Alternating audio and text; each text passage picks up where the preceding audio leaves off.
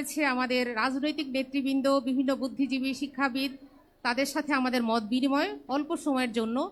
আমি এই মুহূর্তে আহ্বান করছি আমাদের বিএনপি থেকে আগত অ্যাডভোকেট নেওয়াজ হালিম আর্লি, সাবেক এমপি, বাংলাদেশ জাতীয়তাবাদী মহিলা দল। আমি আর্লি আপাকে অনুরোধ করছি আপা একটু শুভেচ্ছা কথা রাখার জন্য। বিসমিল্লাহির রহমানির রহিম। মহান পবিত্র মাহে রমজানের শুভেচ্ছা। আসসালামু আলাইকুম। রব্বুল আলামিন জুল জালাল ওয়াল ইকরাম আমাদেরকে এই পৃথিবীতে মানুষ হিসেবে সৃষ্টি করেছেন অনর্থক নয়। আমাদের অনেক কাজ রয়েছে। আবার আমরা হযরত মুহাম্মদ সাল্লাল্লাহু আলাইহি সাল্লামের উম্মত হয়েছি, আর সে কারণেই মানব কল্যাণ আমাদের একটি বড় কাজ। সেই কাজকে আমরা একত্রে সকল বোনেরা মিলে যেন মানব সেবা করতে পারি, এই আশাবাদ ব্যক্ত করছি। আমাকে এখানে ডাকবার জন্য সকলকে, এই আয়োজনের সকলকে আমার পক্ষ থেকে, আমার দলের পক্ষ থেকে মোবারকবাদ জানাচ্ছি। ধন্যবাদ। আসসালামু আলাইকুম। অনেক অনেক ধন্যবাদ অ্যাডভোকেট আর্লি আপাকে।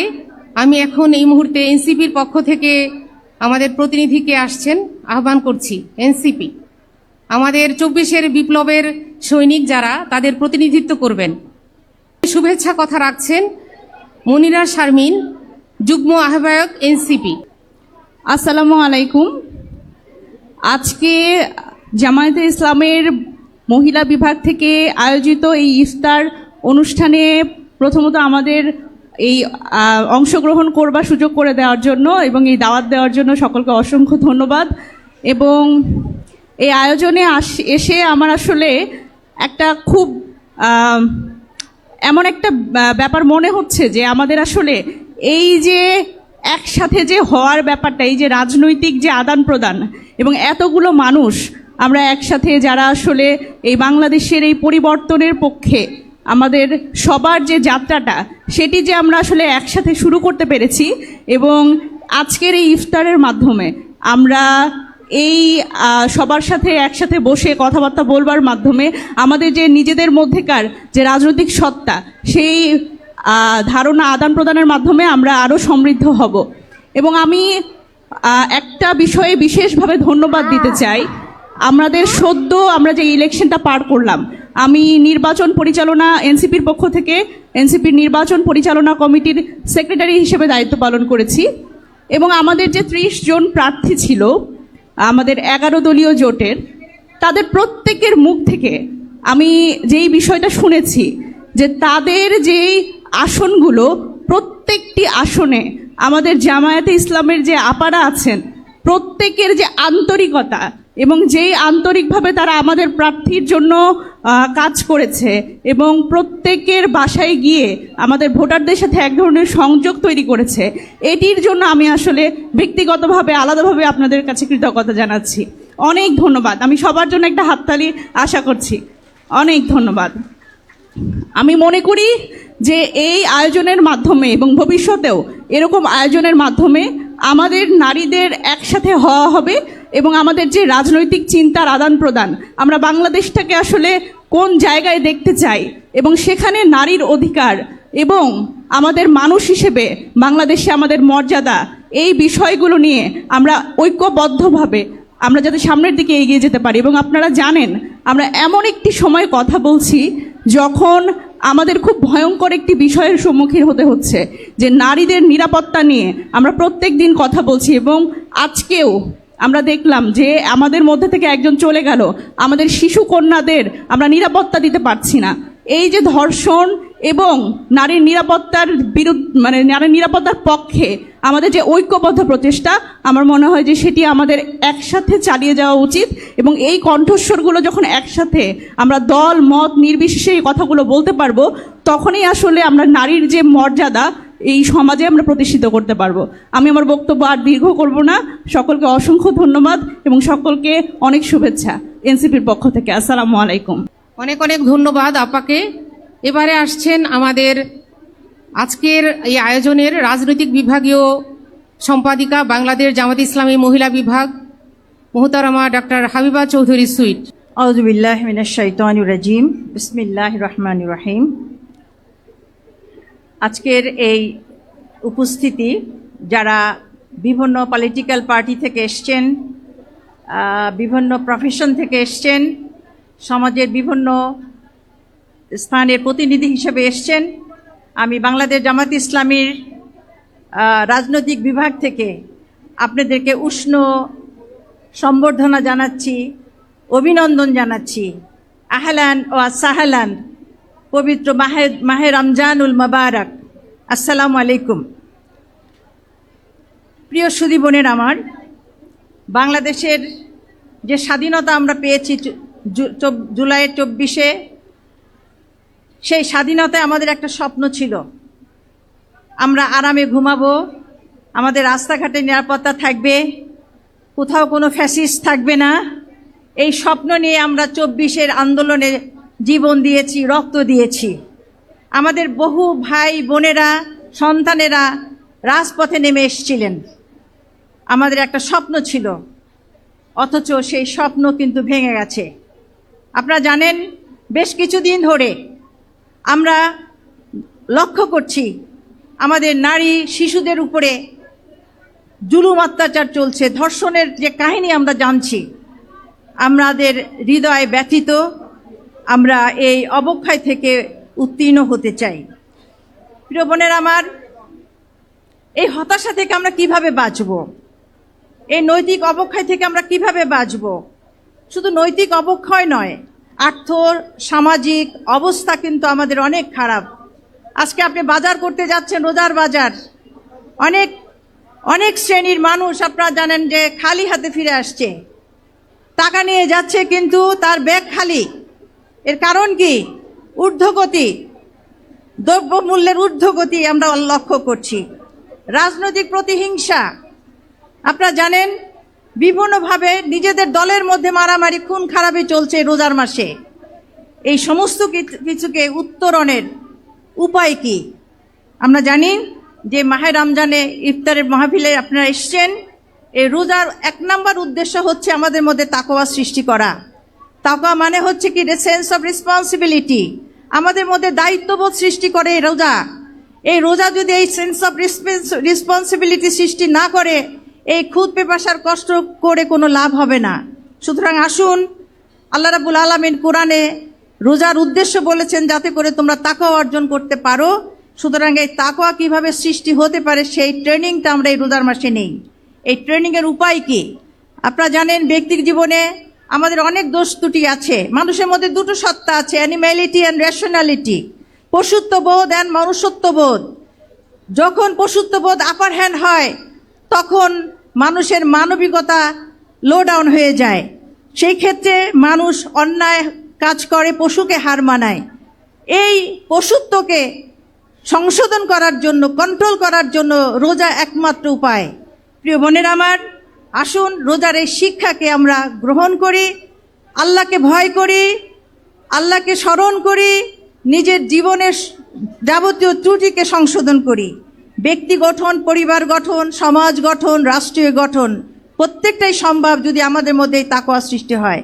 আসুন আমরা সম্মিলিতভাবে এই দেশের রাজনীতিতে ঐক্যবদ্ধ হয়ে, আমাদের বোন বলেছেন যে আমাদের মধ্যে একতা নেই, আমাদের লক্ষ্য রাখতে হবে আমাদের সবার উপরে আমাদের এই দেশ, দলের ঊর্ধ্বে দেশ। সুতরাং আসুন দেশের স্বাধীনতা, সার্বভৌমত্ব, দেশের মানুষের মানবিকতা, দেশের মানুষের উচ্ছৃঙ্খলা থেকে রক্ষা করা, সব কিছুর পিছনে আমরা ঐক্যবদ্ধ হই, সব কিছুকে আমরা একসাথে সংশোধন করি।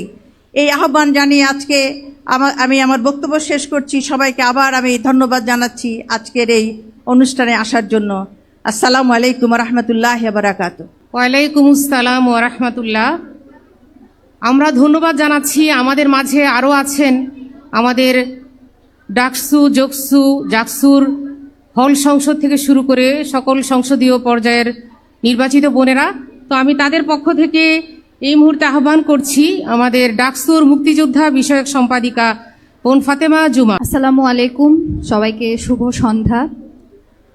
আজকে এখানে আসাটা খুবই আনন্দের একটা ব্যাপার হতো, কিন্তু বাংলাদেশের সার্বিক পরিস্থিতি এত বেশি ভয়ঙ্কর এবং সবকিছু এত বেশি উলট পালট যে আসলে এই আনন্দটা ঠিকঠাক মতো আমি আসলে আনন্দ হিসেবে নিতে পারছি না।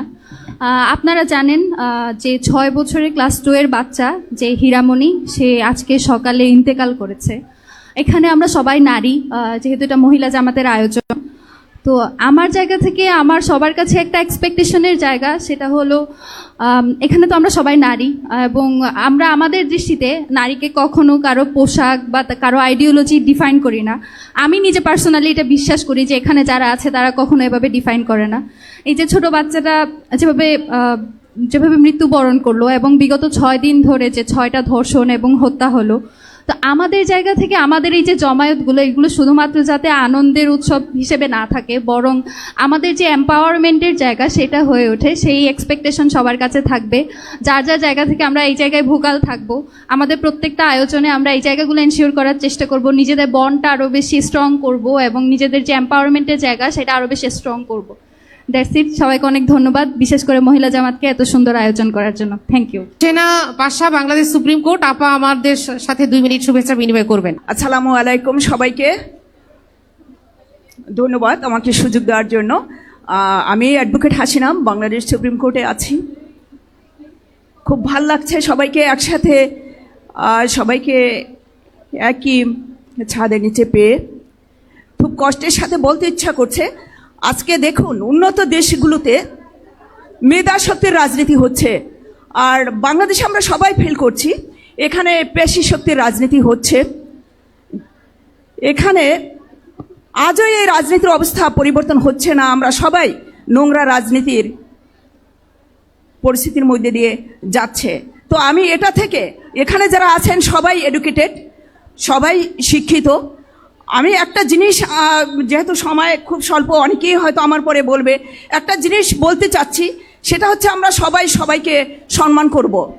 আজকাল দেখা যাচ্ছে যে আমরা যদি অন্যকে খাটো করে কথা বলতে পারি বা ছোট করে কথা বলতে পারি তাহলে নিজেকে বীর মনে করি। আমরা যখন কথা বলবো আমরা সবাই একে অন্যকে সম্মান দিয়ে কথা বলবো, তাহলে পরিবর্তন সম্ভব।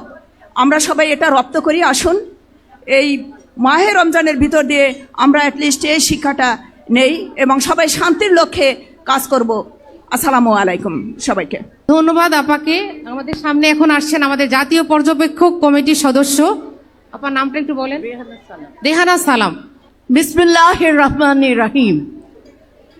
জামাতে ইসলামের মহিলা বিভাগের আয়োজিত আজকের ইফতার মাহফিলের উপস্থিত সমস্ত বোনদেরকে আমি সংগ্রামী সালাম জানাচ্ছি।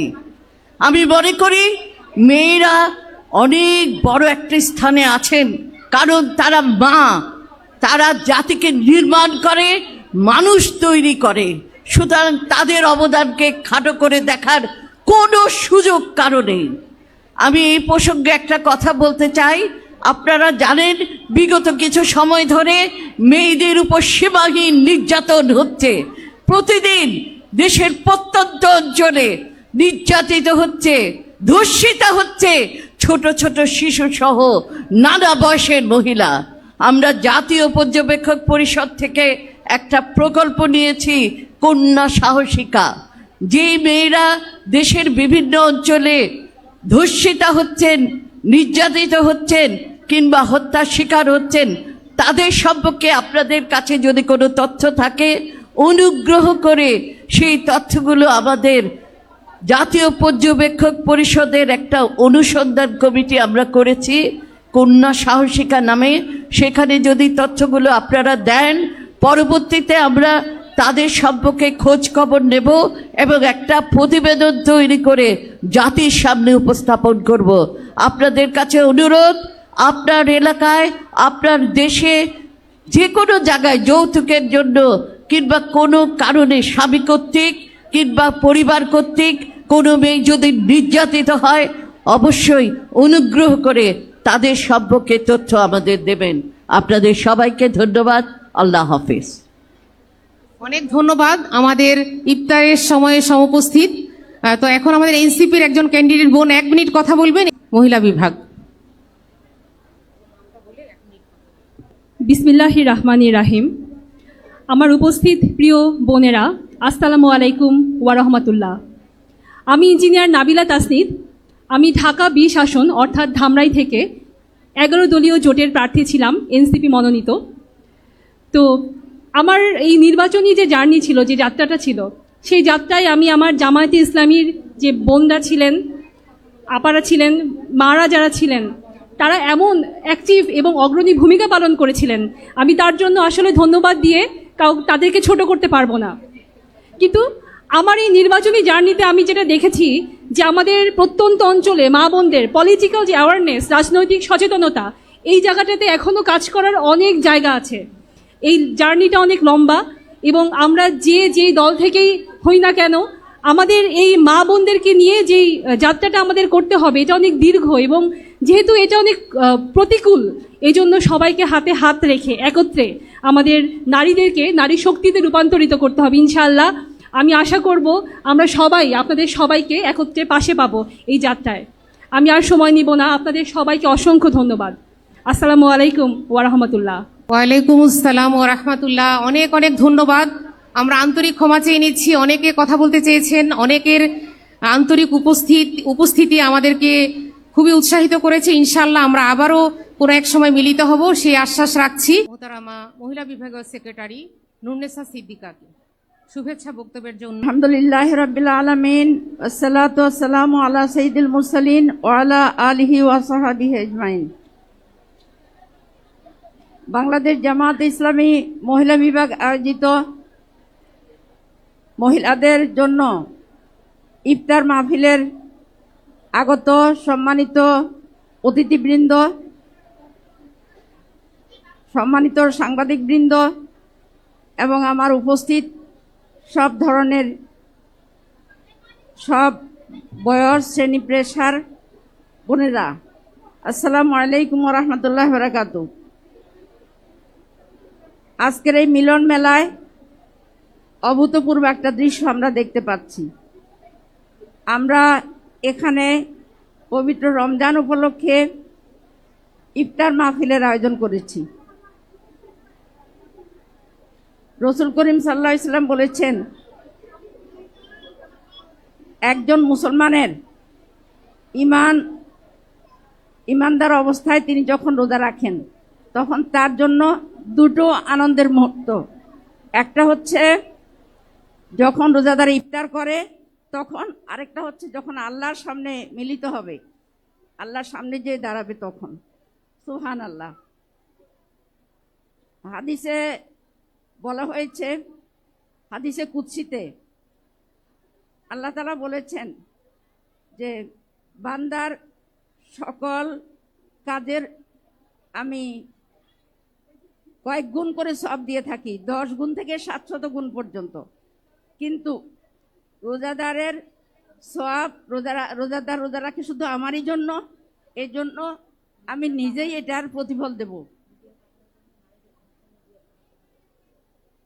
এইভাবে আমরা দেখতে পাচ্ছি মাহে রমজান আমাদের জন্য মুক্তির বার্তা নিয়ে এসেছে। আমরা জাহান্নাম থেকে বাঁচার জন্য এবং জান্নাত পাওয়ার জন্য আমাদের চেষ্টা। কিন্তু দুনিয়ার জীবন যদি আমাদের জাহান্নামে পরিণত হয়, তাহলে আখিরাতে জান্নাত পাওয়ার সম্ভাবনা কি আছে? নেই। অর্থাৎ দুনিয়াতে যদি আমরা শান্তি শৃঙ্খলা রক্ষার জন্য চেষ্টা করি, আমরা যদি সমাজটাকে বিশুদ্ধ করার জন্য, উন্নয়নের জন্য চেষ্টা করি, তাহলেই কেবলমাত্র আখিরাতের মুক্তিও সম্ভব। কিন্তু শুধু দুনিয়া কেন্দ্রিক জীবন মানুষের আখিরাতকে কঠিন করে দেয়, আখিরাতে কল্যাণ পাওয়াটা কঠিন করে দেয়।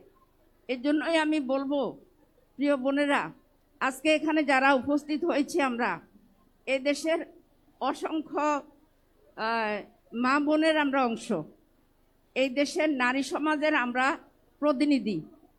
এখানে উচ্চ শিক্ষিত ডাক্তার, প্রফেসর, অ্যাডভোকেট, ব্যারিস্টার, শিক্ষক, অর্থাৎ সমাজের উচ্চ স্তরের মানুষেরা এখানে যেমন আছেন, তেমনি শ্রমিক প্রতিনিধিও এখানে আছেন।